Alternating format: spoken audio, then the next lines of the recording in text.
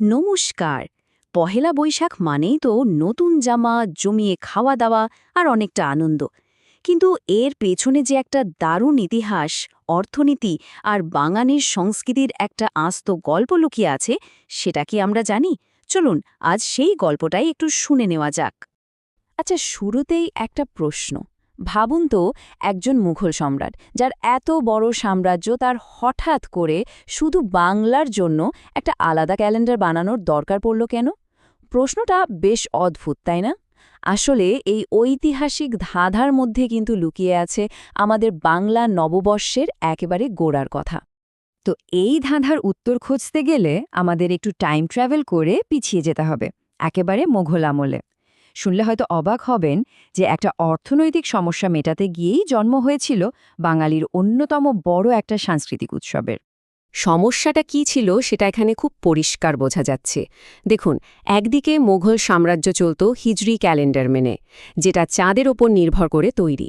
আর অন্যদিকে বাংলার চাষবাস, ফসল ওঠা এসব তো চলত ঋতু মেনে, মানে সূর্যের হিসেবে।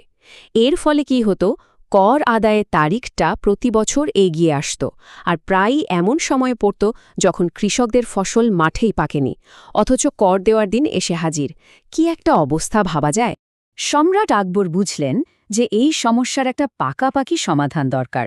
তিনি তখন তার রাজসভার জ্যোতির্বিজ্ঞানী ফতেহুল্লাহ সিরাজিকে একটা নতুন ক্যালেন্ডার বানানোর দায়িত্ব দিলেন। এমন একটা ক্যালেন্ডার যেটা ফসল কাটা আর কর আদায়ের সময়কে এক সুরে বেঁধে দেবে। আর এভাবেই হিজরি আর সৌর ক্যালেন্ডারের একটা মেলবন্ধন ঘটিয়ে জন্ম নিল আমাদের বাংলা ক্যালেন্ডার, মানে বঙ্গাব্দ। তার মানে বুঝতেই পারছেন, এই উৎসবের মূলে কিন্তু রয়েছে কৃষি আর অর্থনীতি।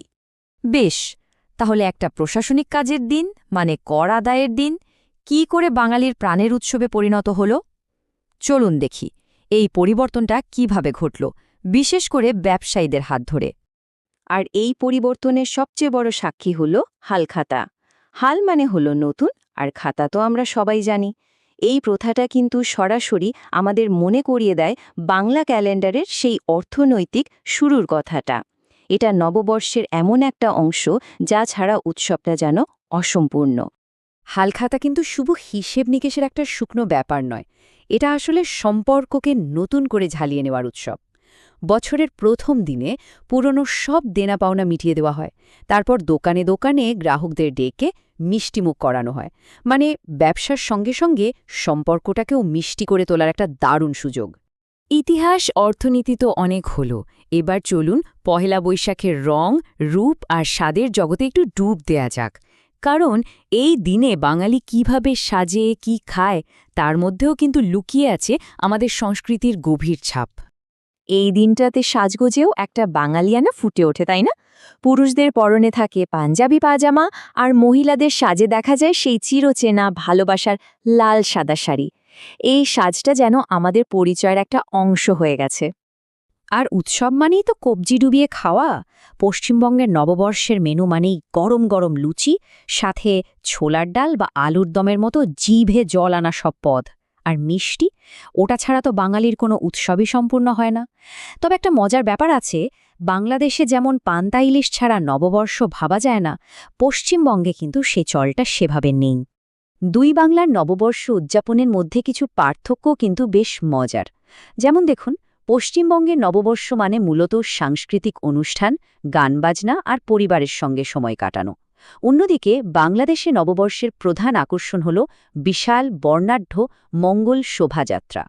খাবারের ক্ষেত্রেও তো পার্থক্যটা আমরা দেখলামই। আমরা ইতিহাস জানলাম, প্রথা দেখলাম, খাওয়া দাওয়া, সাজগোজ সবই তো হলো, কিন্তু এই সব কিছুর ঊর্ধ্বে পহেলা বৈশাখের আসল স্পিরিট বা চেতনাটা কি? চলুন শেষ পর্বে সেটাই একবার বোঝার চেষ্টা করি। এই দুটো খুব সাধারণ শব্দ, শুভ নববর্ষ, আসলে শুধু একটা শুভেচ্ছা বার্তা নয়। এর মাধ্যমে আমরা একে অপরের সঙ্গে নতুন করে একটা সংযোগ তৈরি করি। এটা এমন একটা মুহূর্ত যখন সবাই মিলেমিশে এক হয়ে নতুন বছরকে স্বাগত জানায়। আসলে পয়লা বৈশাখ শুধু ক্যালেন্ডারের একটা পাতা উল্টানো নয়, এটা একটা নতুন করে শুরু করার প্রতীক। পুরনো সব জীর্ণতা, সব খারাপ লাগা ভুলে গিয়ে নতুনকে স্বাগত জানানো, সম্পর্কগুলোকে আবার নতুন করে ঝালিয়ে নেওয়া। আর সবশেষে বাঙালি হিসেবে নিজেদের সংস্কৃতি আর ঐতিহ্যকে উদযাপন করার একটা দিন। এই উৎসবটা আমাদের প্রত্যেক বছর নতুন করে শুরু করার একটা সুযোগ দেয়, কিন্তু আজকের এই দৌড়ঝাঁপের জীবনে আমাদের কাছে এই নতুন শুরুর মানেটা ঠিক কী? এই প্রশ্নটা না হয় আপনাদের ভাবনার জন্যই রেখে গেলাম। সবাইকে জানাই শুভ নববর্ষ।